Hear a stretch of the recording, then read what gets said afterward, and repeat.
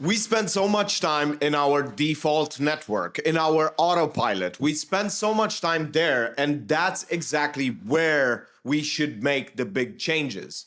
If we change something in our autopilot, we have dramatic changes in our entire life because that's what really gives us the mood, the feeling that we have, the perspective on life. It is about the autopilot. Whenever you are working, understand that you should be in autopilot. That's fine. But you can add these small little things that you can do to improve your overall life. Just to give you a small example, you can do calf raises, or you can just stand up and do standing marches while you are doing the exercise. But that's a small thing that's super easy to do. But you can do all kinds of things like smiling, like laughing, like doing thinking about other things, like really focusing your mind to reframe the whole entire thing as a positive experience. And really, that's the point. Because if you can actually have fun while working and laugh and really understand how preposterous everything is and meaningless, maybe sometimes, but laugh instead of cry about it, laugh about it, laugh at how ridiculous everything is and how pointless and how monotonous everything is, because you have the power to actually change the perspective that you have over the work that you're doing. You have the power to actually laugh in the face. That's super easy to do. Just laugh instead of being angry, instead of just being bored. Understand that you can change that by laughing. You can just start laughing at whatever happens. That's so much better of a response to adversity, to boredom, to whatever it is. It's impossible. And your mind doesn't actually know the difference. We have made studies on this, not I, but some scientists made studies really looking at the fact that our mind doesn't know the difference between something that is happening and something that you are imagining. So, of course, you can find that hilarious, and that's an inside of your brain, just imagining things. You can make something funny by just making scenarios up in your head, by thinking that, oh, this will change the world, even though it sounds preposterous. But the point is that it's funny because I'm changing the world one Excel sheet at a time. It is funny. So understand, even on your commute, you can imagine things. If you like to listen to music, just close your eyes and start practicing things in your mind. You don't have to have the certain instrument or the certain things to practice those things, because studies have shown yet again that your mind doesn't know between practice with the real thing and imagining things. At a certain point, you can just practice in your mind, and it is extremely beneficial. No matter what you're doing, if you're learning to play piano, if you're learning how to drive, understand that you can practice those things and you can practice the sequence of moves, everything in your mind. You can do all of these things. Or if you like to listen to audiobooks, understand that you always have the choice to pause and really note things down, or just make audio notes and later transcribe them. Most people don't do that. And that's a problem because they do not have compounding effects on their autopilot. Because even when you're listening to a book, you are actually listening, but just half of it.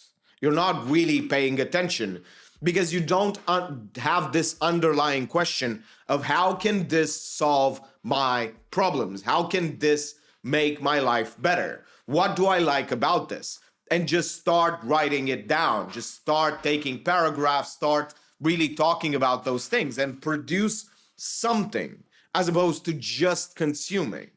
It is that small difference that makes everything, all the autopilot things that you do, just compound over time, and you get the benefits and you start to improve your life drastically.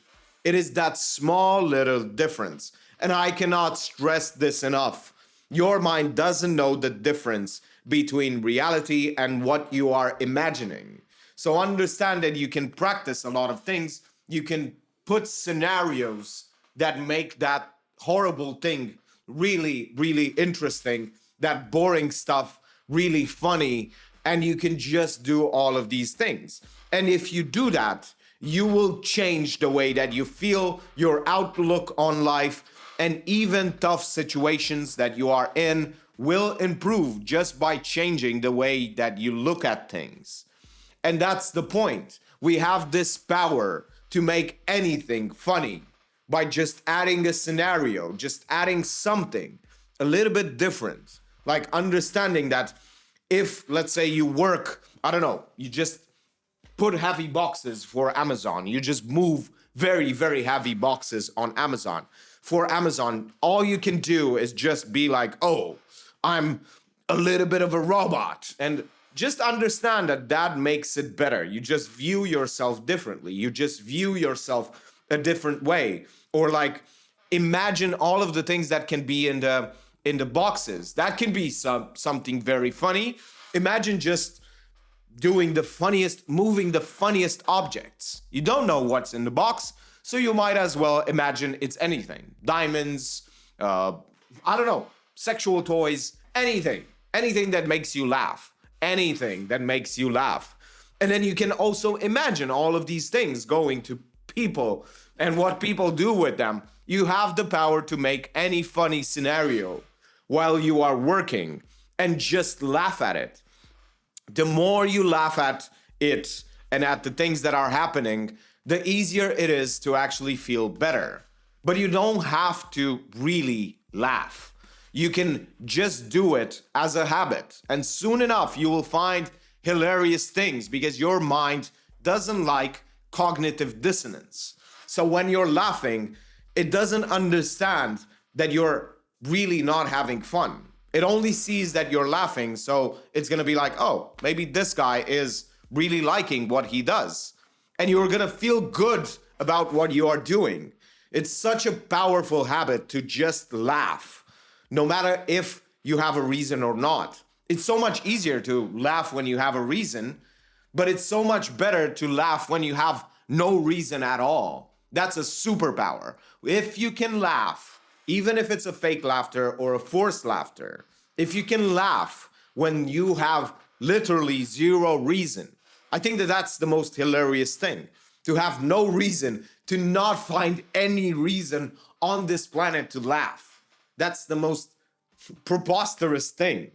It's so easy to just see the world as a funny place, to see the world as a world full of possibilities.